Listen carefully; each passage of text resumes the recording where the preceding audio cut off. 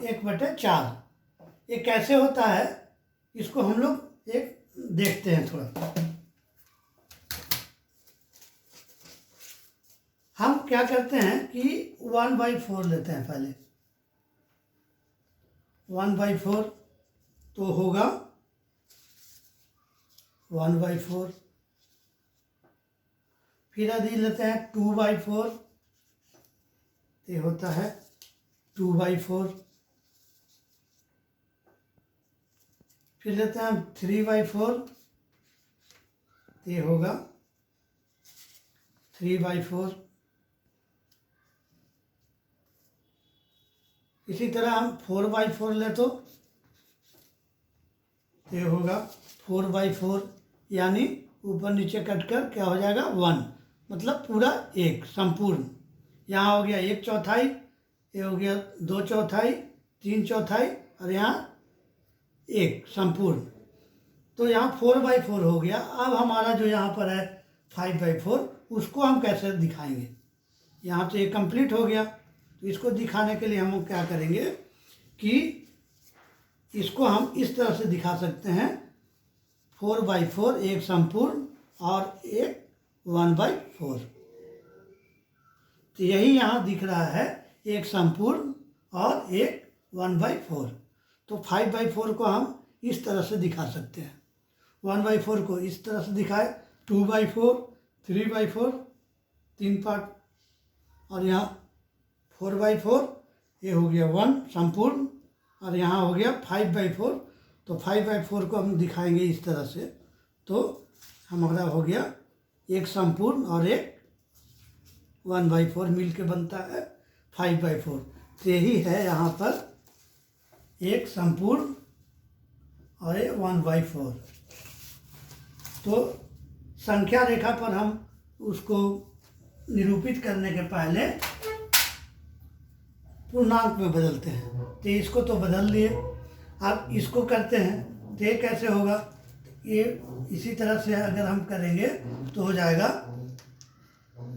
1/4/5, 5 एकम 5 और 4 9/5, और चूँकि ऋणात्मक है तो यहाँ माइनस। अब इसको भी करके देखते हैं, ये हो जाएगा 3 दूनी 6, 2 पूर्णांक 2/3। इस संख्या को भी करते हैं तो यहाँ भी होगा 2 पूर्णांक 2/3। क्योंकि ये माइनस है तो यहाँ माइनस का चिन्ह लगा देंगे। तो इस तरह से सबसे पहले हम इसको पूर्णांक में बांट लेते हैं।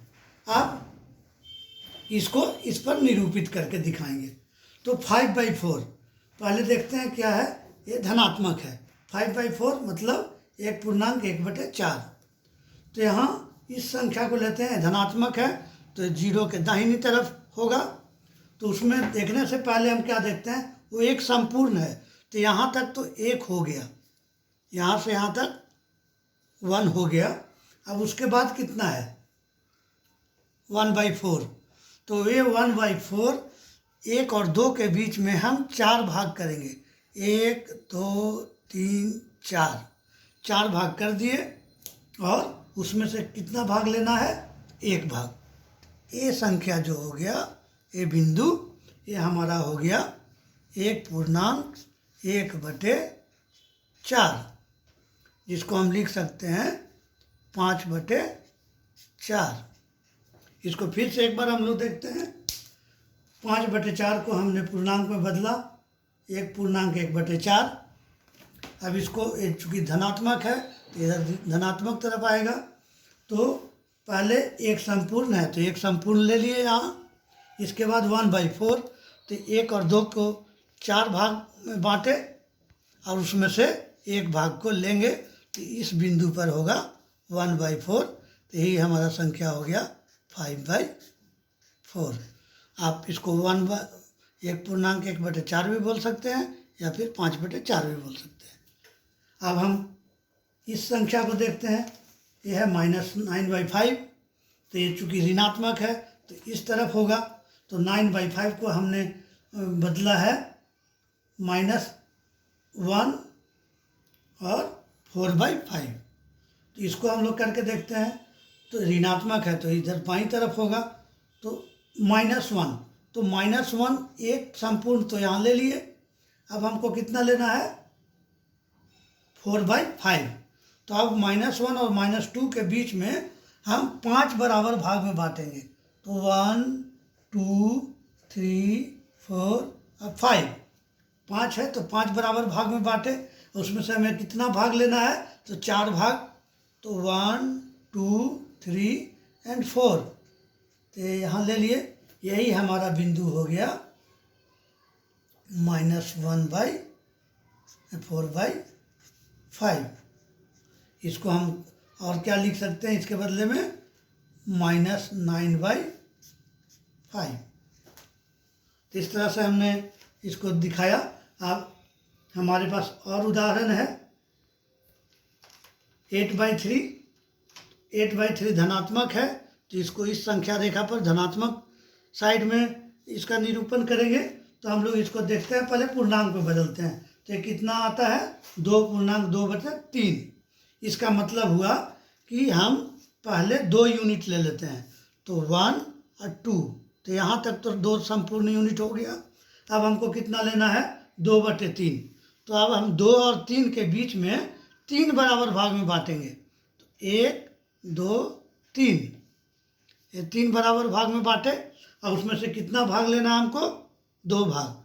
तो 1 भाग और 2 भाग, तो यही हमारा बिंदु हो गया 2.2/3। इसको हम क्या लिख सकते हैं, 8/3, 8/3। अब इसी तरह अगला नंबर लेते हैं, -8/3। तो ऋणात्मक है, तो शून्य के बाईं तरफ इसका निरूपण होगा। तो इसका हम लोग बदला है -2 और 2/3। तो -2 हम ले लेते हैं पहले, तो -2 यहाँ है। अब हमको लेना है 2/3, तो यानी -2 और -3 को हम 3 बराबर भाग में बांटेंगे। तो यहाँ से यहाँ तक 1 2 और 3 बराबर भाग में बांट दिए। उसमें से हमको कितना लेना है, तो 2 भाग। तो 1 भाग ये हो गया और 1 भाग ये दूसरा हो गया। तो यही बिंदु हो गया -2 और 2/3। इसको हम लोग लिख सकते हैं -8/3। तो इस तरह से हम लोग देख रहे हैं कि हमने इसका निरूपण कैसे किया। पहले परिमेय संख्या को हम पूर्णांक में बदल दिए। तो 5/4 को हम किए 1.1/4, -9/5 को -1 और 4/5, 8/3 को 2.2/3, यहाँ -2.2/3। तो पहले इधर बांट लेते हैं। उसके बाद हम लोगों ने क्या किया, जो संपूर्ण है उसको पहले ले लेते हैं। तो 1 ले लिए, फिर 1/4 है, तो अगला को हम 4 भाग में बांटेंगे। और उसमें से कितना भाग लेना है, 1 भाग लेना है।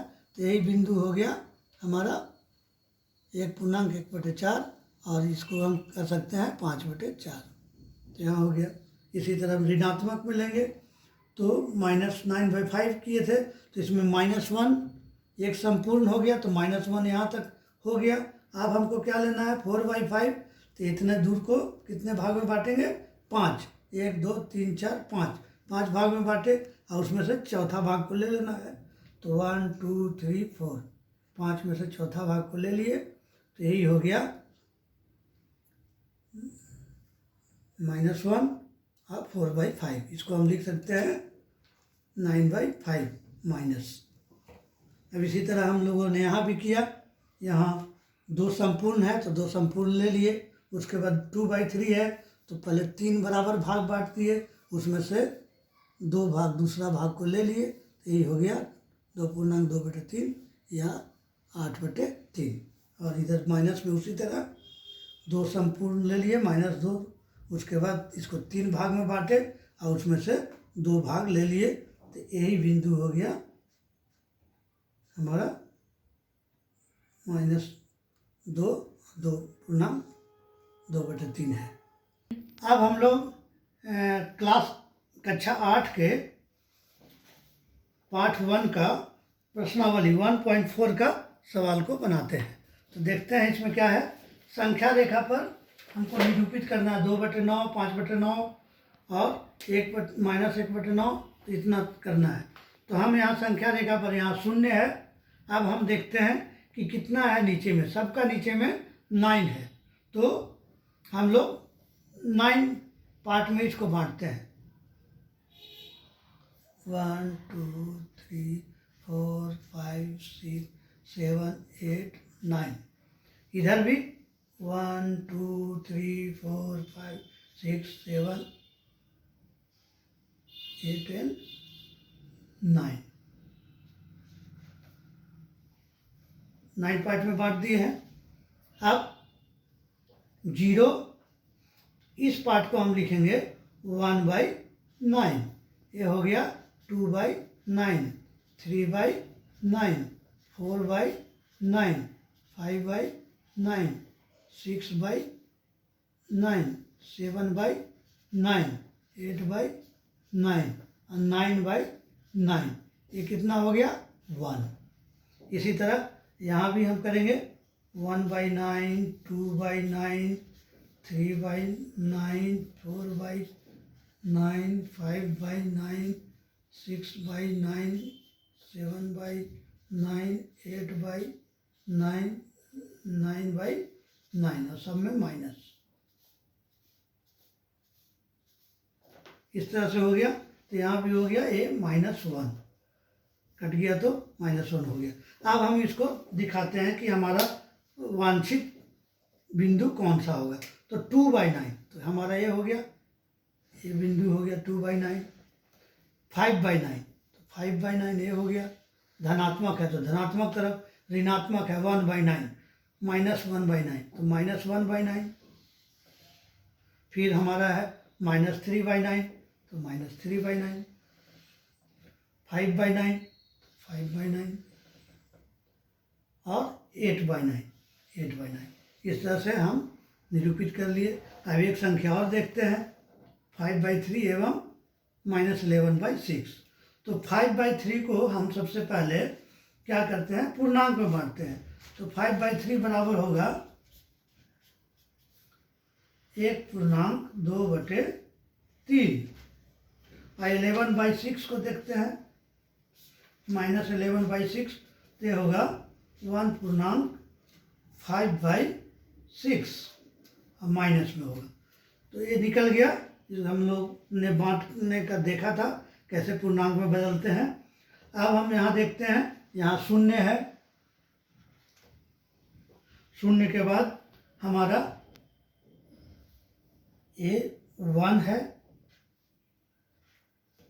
यहाँ 2 है, यहाँ 3 है।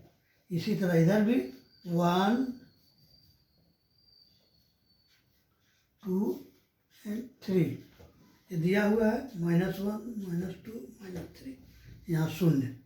अब हम देखते हैं कितना है। एक धनात्मक संख्या है तो इधर होगा, तो 1 1 है यहाँ, तो एक संपूर्ण ले लेते हैं पहले। यहाँ तक तो हो गया। अब कितना लेना है, 2/3। तो 2/3 है, यानी 3 भाग में इसको हमको बांटना है। तो 1 2 3 3 भाग में बांट दिए, और उसमें से कितना भाग लेना है, 2 भाग। तो हमारे पास कौन सा हो गया, दूसरा भाग यहाँ ले लिए। तो यहाँ हो गया ये 1/2/3। उसी तरह अब इसको हम लिख सकते हैं कितना, 5/3। अब यहाँ देखते हैं -11/6 को कैसे हम निरूपित करेंगे। तो -1 और 5/6। तो यहाँ देखते हैं, एक -1 तो पहले ले लेना है, एक संपूर्ण है। उसके बाद कितना है, 5/6। 5/6 है, मतलब 1 और -1 और -2 के बीच में हमको 6 बराबर भाग में बांटना है। तो 1 2 3 4 5 एंड 6 भाग में बांट दिए। अब इसमें से कितना भाग लेना है, 5।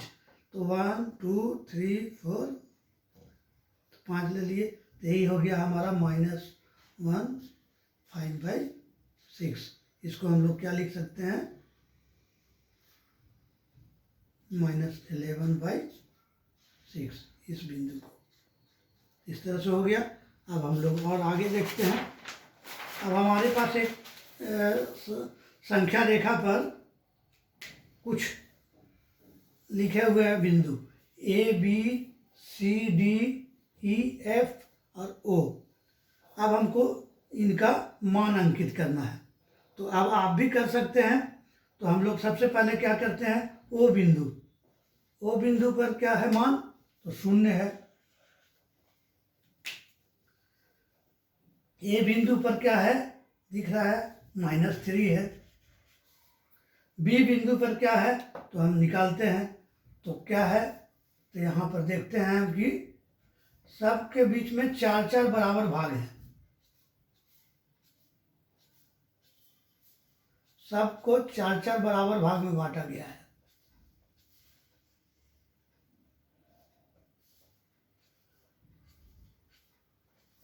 चार बराबर भाग में बांटा गया है। तो B का मान कितना होगा, तो B ऋणात्मक में है, तो पहले कितना है संपूर्ण, पहले -2 तक तो है, तो -2 पहले ले लिए।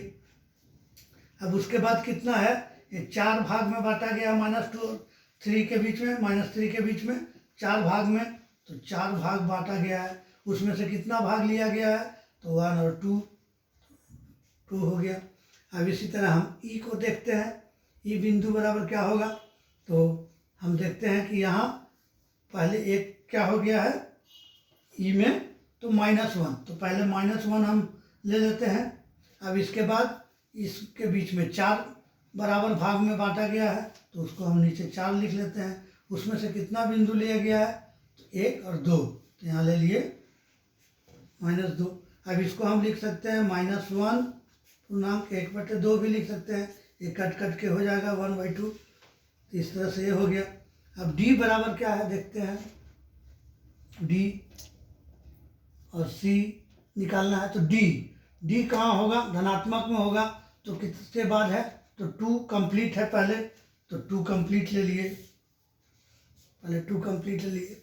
उसके बाद ये 4 भाग में बांटा गया 2 और 3 को, तो उसमें तो 4 नीचे कर दिए। उसमें से कितना भाग लेना है, तो 1 और 2, तो ऊपर में 2 हो गया। ये भी कट के क्या हो जाएगा, 2 पूर्णांक 1/2। अब इसी तरह हम देखते हैं C क्या है, तो C बराबर क्या है, तो यहाँ देखते हैं 1 कंप्लीट होने के बाद 1 और 2 के बीच में है, तो 1 तो कंप्लीट ले लेते हैं, तो 1 कंप्लीट ले लिए। उसके बाद 4 बराबर भाग में बांटा गया 1 और 2 को, तो यहाँ नीचे में 4 हो गया। और ऊपर में कितना भाग लिया गया है, तो 1, 2, 3 तीसरा भाग है, तो यहाँ हो गया 1 पूर्णांक 3/4। ये हो गया 1 पूर्णांक 3/4। इसको हम लिख सकते हैं 7/4। इसी तरह D कितना हो गया हमारा, 2 पूर्णांक 1/2, यानी इसको हम लिख सकते हैं 5/4। F बराबर कितना है, 1। अब हमारा सब निकल गया, D भी निकल गया और F1 हो गया, O हो गया। E बराबर कितना हो गया हमारा, -1/2, या फिर -3/2 इसको लिख सकते हैं। B बराबर क्या है हमारा, -2/4, इसको हम लिख सकते हैं